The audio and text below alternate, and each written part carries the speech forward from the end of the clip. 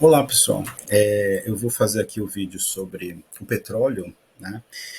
Então, assim, a nossa primeira parte do nosso estudo sobre biosfera, né? Então, a gente vai analisar aqui a, a biosfera e os combustíveis fósseis, né? Ou seja, materiais que a gente pode retirar da biosfera, que são esses combustíveis fósseis. Podemos tirar vários outros tipos de materiais, mas principalmente aqui vamos tratar dos combustíveis fósseis para contextualizar aqui os compostos orgânicos, tá certo? Se é bom ou se é mal, a gente vai definir depois. Mas aqui no caso, quando eu falo em biosfera, né, a região mais ou menos 10 quilômetros acima e 10 quilômetros abaixo do nível do mar, que nós temos, né, montanhas o corpo aquático, né, onde temos animais, né, e vegetais, e como que essa biosfera contribui para a formação de algumas substâncias que nós, seres humanos, utilizamos como combustíveis fósseis. Né? Então, quais são os principais combustíveis fósseis, né, que nós retiramos da biosfera? Então, seria o petróleo, o carvão mineral e o gás natural. E hoje a gente vai trabalhar com o petróleo, certo? Então, aqui nesse caso, nós temos a característica do petróleo, né, que seria uma substância de baixa densidade, aqui baixa densidade em relação à água, né? Então, se a gente colocar esse petróleo na água, ele vai flutuar, né, ou pelo menos boa parte dele vai flutuar, porque é uma mistura, né, de substâncias.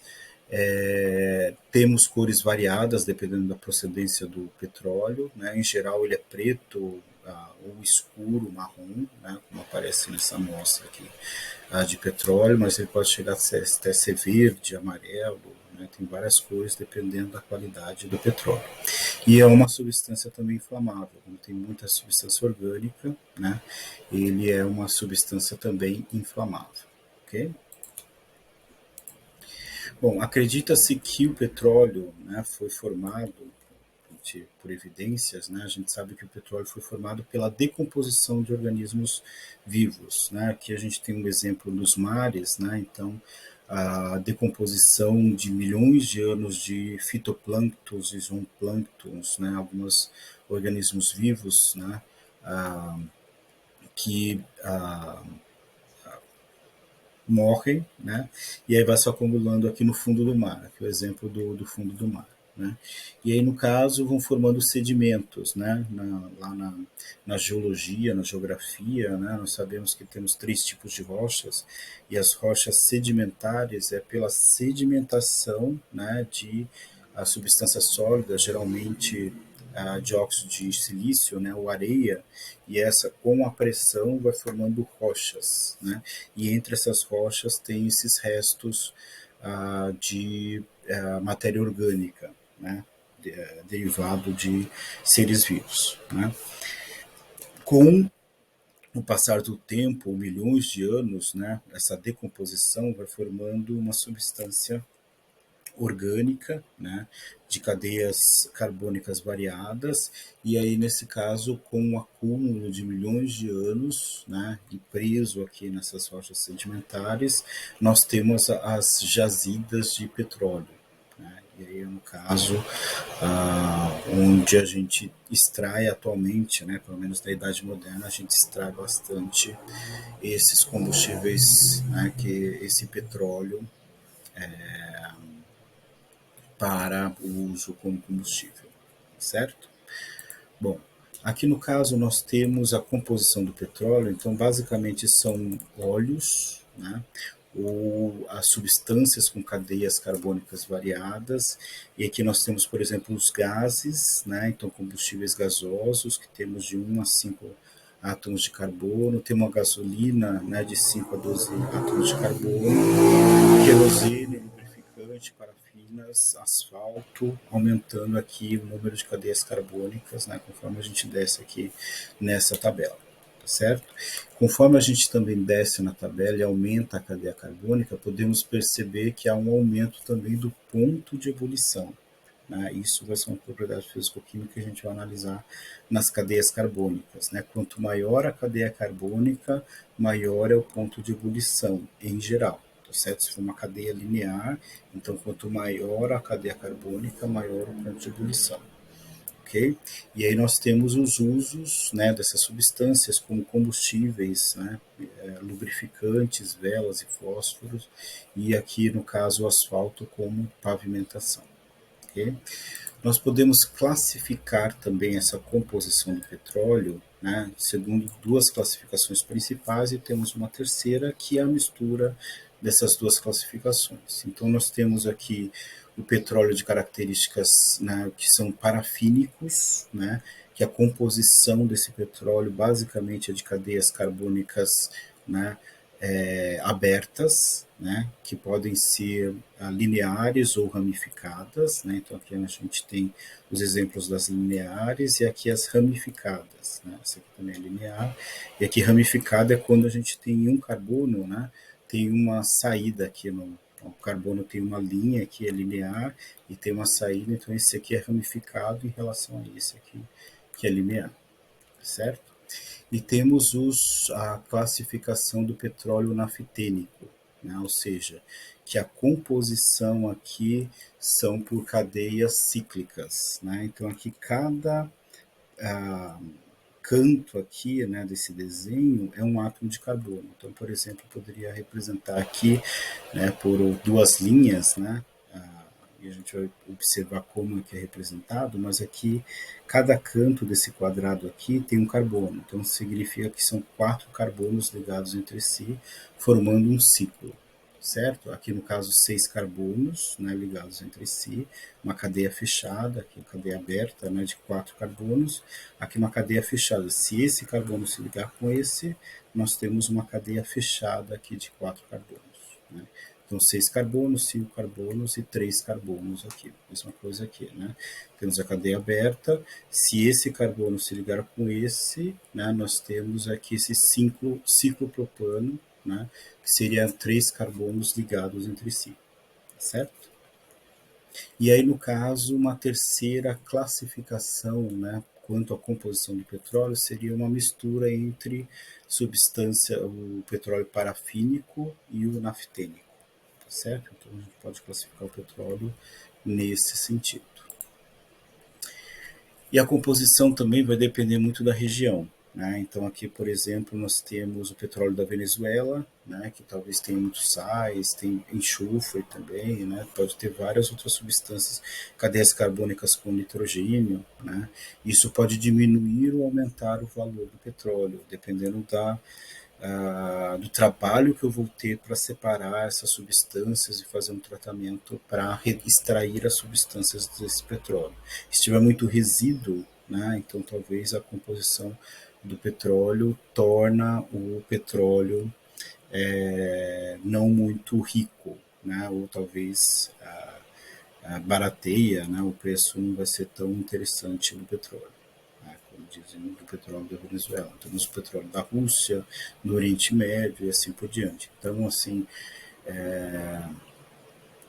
ainda hoje, né, desde a Revolução Industrial até hoje, nós temos essa dependência do petróleo, né, e temos agora uma guerra, né, a invasão da Rússia na Ucrânia, mas assim, não é quanto ao petróleo, mas tem um problema que a Rússia vende petróleo para a Europa, né, tem um gasoduto da Rússia para a Europa, e tem um problema que se a Rússia se recusar, ou também querem recusar comprar o petróleo, vai ter falta de combustível, desse combustível na Europa, né, e os preços já aumentaram, né, o barril do petróleo já aumentou com essa crise entre a Rússia e a Ucrânia e a OTAN e assim por diante, né? Então, tudo isso está envolvido, né? Questões geopolíticas e geológicas e compra e venda, né, de commodities, né? E nesse caso específico, o petróleo, né, pode ter um impacto muito grande nas economias mundiais. Porque nós somos muito dependentes desses combustíveis fósseis, né? Tanto para transporte como para a indústria, né? Bom, como que nós podemos aqui trabalhar, fazer o refino do petróleo? Então podemos aqui né, ter um refino do petróleo, ou seja, extrair essas substâncias de duas maneiras. Nós podemos ter um processo físico, né, que aqui no caso é por destilação, pelo aquecimento, ou um processo químico que eu vou transformar a substância em outras substâncias. Então, é um processo químico. É um processo físico, eu só vou aquecer e pela diferença de pontos de ebulição eu consigo separar essas substâncias, né? Então, pela destilação fracionada, eu consigo aqui ter a separação, né, das principais substâncias mais leves, né? E aqui, por exemplo, entre esses gases nós temos o nafta, o gás liquefeito de petróleo, né, o GLP, a, depois querosene, gasolina, né, que são um pouco mais pesados, os óleos mais leves, né, e os óleos combustíveis. Então, como a gente viu anteriormente, dependendo da cadeia carbônica, vai ter um ponto de ebulição, né, se uma cadeia carbônica pequena, ponto de ebulição é menor. E aí, no caso, com baixo aquecimento a gente já consegue separar e conforme, né, vai descendo aqui na coluna, né, nós temos as composições com uma cadeia maior de carbono, com ponto de ebulição maior, certo? Depois nós temos aqui nessa primeira torre de destilação, né, a pressão atmosférica, né, ou seja, quase aberta, né, não exercemos pressão nem negativa nem positiva nessa coluna de destilação. No final nós temos os resíduos mais pesados. E aí temos uma segunda destilação, e nessa segunda destilação nós temos um processo de destilação a vácuo. Eu vou colocar uma pressão negativa, né, nessa coluna, e aí eu consigo separar as substâncias mais pesadas. E aqui principalmente os óleos, né? Então aqui no caso nós temos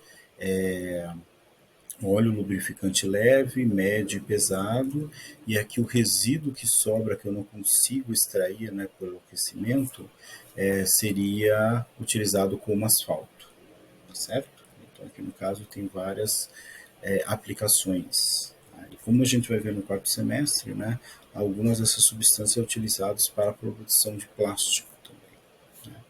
São os polímeros, okay? Principalmente aqui também depende do petróleo. Okay?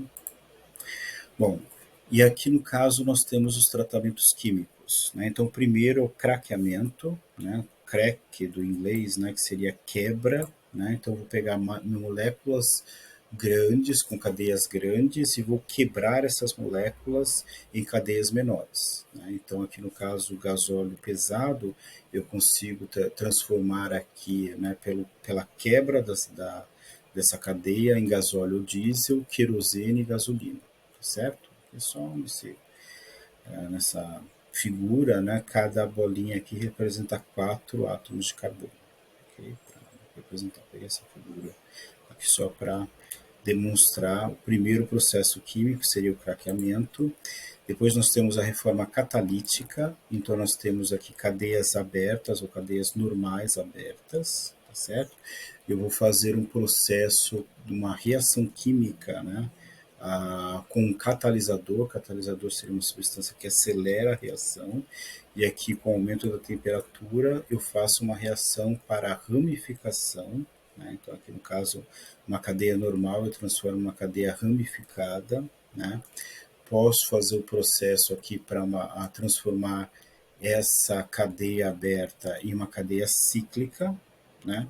E também eu posso fazer o processo para transformar uma cadeia aberta em uma cadeia aromática, né? Então, quando a gente chama composto aromático em química orgânica, não é por causa do aroma, né? Talvez tenha até uma certa ligação, né, dos perfumes ou os aromas com essas cadeias aromáticas, mas quando eu falo aromático, são ligações alternadas, ligações simples, ligações duplas, né, entre os carbonos, e isso torna o ciclo ali, né, aromático.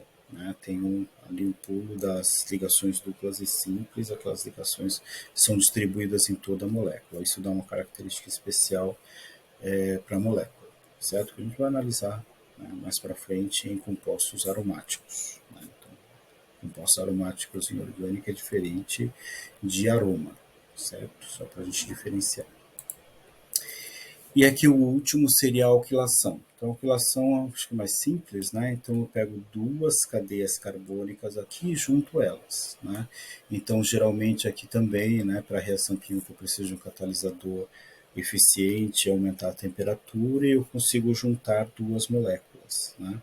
E aqui no caso,